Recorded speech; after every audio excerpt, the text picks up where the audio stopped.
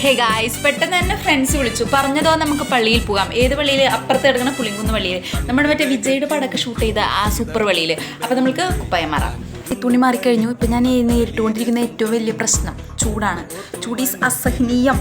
ഇതിൻ്റെ ഉള്ളിലൊപ്പം ഈ മുടി ഇങ്ങനെ അഴിഞ്ഞ് കിടക്കുമ്പോൾ ഭ്രാന്ത് വരും. ഇച്ചിരി കാറ്റ് കിട്ടിയിട്ടുണ്ടെങ്കിൽ സ്വർഗ്ഗമാണ്. ഇപ്പം എനിക്ക് മനസ്സിലായത് ചൂടത്തിടാൻ പറ്റിയ കോസ്റ്റ്യൂം അല്ല അത്. ഇത് ചൂടെടുക്കണതിൻ്റെ കൂടെ ഒന്നും കൂടി ഞാനിങ്ങനെ ഇരുന്ന് പുഴുകാണ് ഇതിൻ്റെ ഉള്ളിൽ. I love this aluva and മത്തിക്കറി കോമ്പോ. എനിക്ക് നല്ല ഇഷ്ടപ്പെട്ടു. ഞാൻ സുന്ദരിയാ. എൻ്റെ ആഗ്രഹം എന്താണെന്നറിയോ? എല്ലാ ഡ്രസ്സിൻ്റെ കൂടെയും എനിക്ക് ഇടണം, ഇടാൻ പറ്റണം. അടുത്ത പരിപാടി വരാൻ ഞാനിങ്ങനെ വിതുമ്പിരിക്കുകയാണ്. ഇതൊന്ന് ഇട്ടൊന്ന് പുറത്ത് പോകാനായിട്ട്.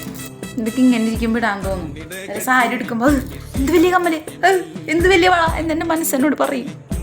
അപ്പോൾ എൻ്റെ പ്രിയപ്പെട്ട സുഹൃത്തുക്കൾ എന്നെ ഇങ്ങനെ വിളിച്ചുകൊണ്ടിരിക്കുന്നത് എവിടെയാണെന്ന് ചോദിച്ചിട്ട്.